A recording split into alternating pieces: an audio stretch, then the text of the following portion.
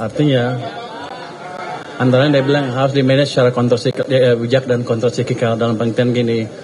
Kalau ekonominya kekencengan ya nggak usah kebanyakan utangnya. Tapi kalau ekonomi butuh stimulus ya kita kasih stimulus dari ekonomi. Dan mungkin dalam hal itu akan harus menambah utang. Jadi itu utamanya. Jadi batas-batas utang itu harusnya nggak rigid. Tapi tergantung pada kondisi ekonomi. Tapi kalau saya lihat ke depan, harusnya kita nggak akan terpaksa menambahkan utang lebih. Karena saya akan mendorong pertumbuhan ekonomi lebih cepat sehingga dengan kondisi dengan APBN yang sama, saya akan mendapatkan pertumbuhan ekonomi yang lebih cepat dan pendapatan pajak yang lebih tinggi.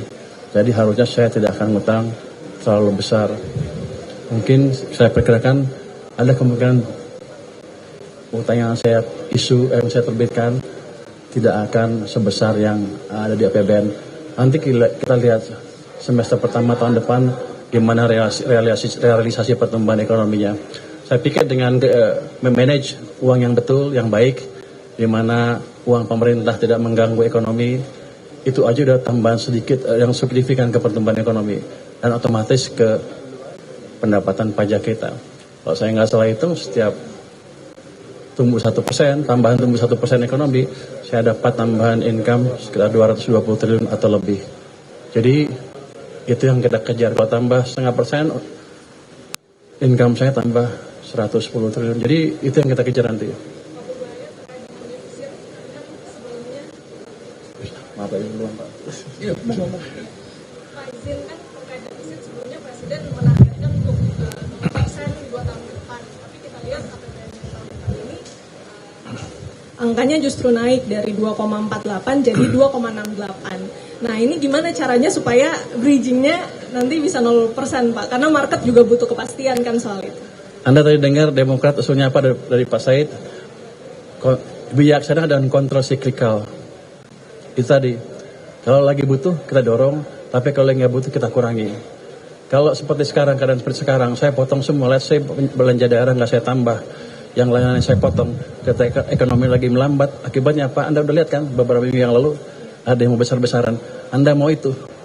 Jadi si pemerintah harus memikirkan itu juga. SNP dan lain-lain. Kita butuh stabilitas makroekonomi dan sosial politik untuk membiayai pertumbuhan yang lebih cepat, untuk memberi ruang bagi ekonomi untuk tumbuh lebih cepat. Kita lebih sedikit sekarang nggak apa-apa, toh masih di bawah 3%, kita jaga di bawah 3% kan. Jadi masih amat prudent. Kalau Anda lihat ya, Anda pernah belajar ekonomi nggak? 3% dan 60% itu berasal dari Maastricht Treaty, ikutan dari Eropa ya. Katanya itu adalah pegangan yang paling strict di dunia. Rasio utang ke PDB nggak boleh dari 60%, rasio defisit ke PDB setiap tahun nggak boleh di atas 3%. Kita masih memegang itu dengan baik sekali walaupun keadaan seperti sekarang ya, dengan masukan Pak Said dan Pak Hadi juga seperti itu. Kalau Anda bandingkan dengan Eropa gimana? Jerman aja udah hampir 100% ke PDB. Amerika 120% lebih, Jepang 250% katanya. Kita amat prudent. Jadi kalau nanti ada rating agensi yang mempertanyakan itu, suruh bandingkan negara-negara yang lain yang maju yang jadi acuan dia. Habis itu suruh bawa cermin. Tapi target 0%-nya Pak? Ya, gimana? Tapi kalau target 0% yang diarahkan Presiden itu cara bridging supaya? Kita lihat keadaan, kalau mungkin ya mungkin. Saya sedang mencoba mengefisienkan, mengefektifkan pajak dan lain-lain dalam 1 tahun ke depan. Penggelapan segala macam akan kita coba hilangin dengan secara signifikan. Nanti kita lihat berapa langkah. Kalau udah efisien benar, berapa sih pendapatan pajak kita? Kamu bayar pajak nggak? Bayar, oh, bagus. Jadi gitu. Jadi rencana itu kan rencana. Kalau nggak bisa dijalankan 1 tahun ya nggak apa-apa. Kita geser pelan-pelan. Tapi kita jelas arah kita menuju ke sana. Tapi kalau meleset dikit ya nggak apa-apa. Kenapa? Lihat tuh negara-negara dunia lain semuanya lagi susah kan? Memang kita mau beda sendiri terus hancur. Anda maunya apa? Kalau Anda pilih apa? Nah gitu kan? Jadi harus dukung ya. Just kidding. Silahkan Pak, mau ngapain Pak? Boleh ngomong gitu. Pak Purbaya, Stefano dari Reuters, Pak. Oh, Anda di mana-mana ya? Kerja, Pak. Pak, Di istana, di Forcam di sini. Dari Reuters ya? Bapak di mana-mana juga kan? Saya juga di mana-mana juga. Oh, gitu ya. Pak, ada 2 pertanyaan, Pak. Pertama, Bapak bilang kan ada peningkatan di TKD ya, Pak, untuk menjaga stabilitas. Tapi itu kan tetap lebih rendah dari 2025. Ada upaya lain nggak, Pak, untuk tetap mereka merasakan hal yang sama seperti sebelum-sebelumnya, supaya stabilitas tetap terjaga? Itu yang pertama, Pak. Yang kedua, Satu aja, yang terakhir, Pak. Satu aja. Nanti gue lupa. Ya udah, satu dulu, Pak. Gini, ada hal yang mungkin belum disadari oleh teman-teman semua. TKD turun, tapi belanja ke daerahnya nggak turun, naik.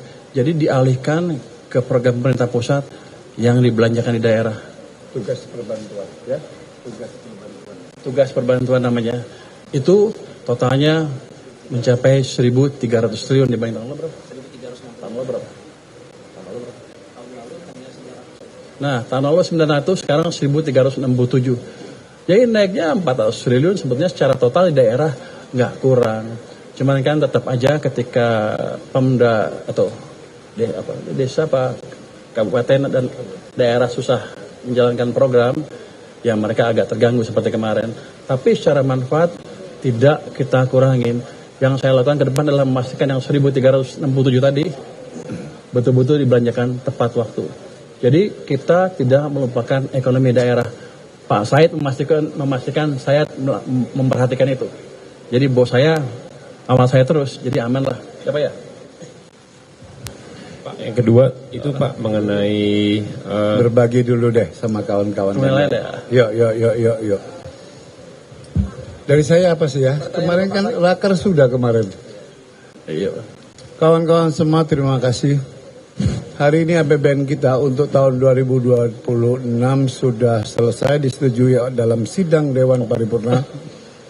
Yang paling penting sesungguhnya apa? Ketika pemerintah dengan Badan Anggaran DPR bersepakat pertumbuhan di 5,4%, bagi kami itu adalah fondasi penting untuk terus mengawal visi, mimpi, dan termasuk yang disampaikan oleh Menteri Keuangan kita, ke depannya bisa 6-7